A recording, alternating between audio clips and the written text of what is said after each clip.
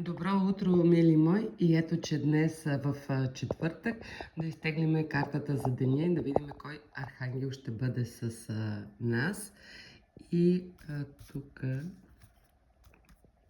тази карта. И това е архангел Сахиел.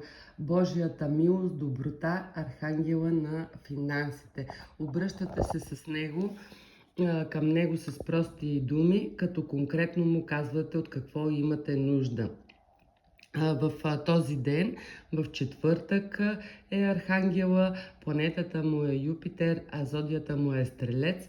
Може да го помолите за финансова помощ или всичко свързано с финансите, за късмета и за щастието. Но точно, ясно и конкретно ги казвате нещата.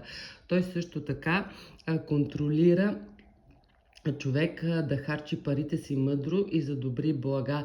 Помага в бизнеса, във всякакви начинания за повишение на кариерата. Този архангел носи късмет над всички тези, които умеят да делят своите получени блага с тези, които имат нужда от помощ. Също така учени на всички земни богатства, Когато човек прекомерно се контролира върху финансите, това е ангелът, който може да го накаже за това, че нещо не е както трябва и да му блокира финансите. Така че внимавайте, затова с Сахиел трябва да се внимава изключително много. Имайте доброта, имайте щедрост и нека да имате радост и изобилен живот.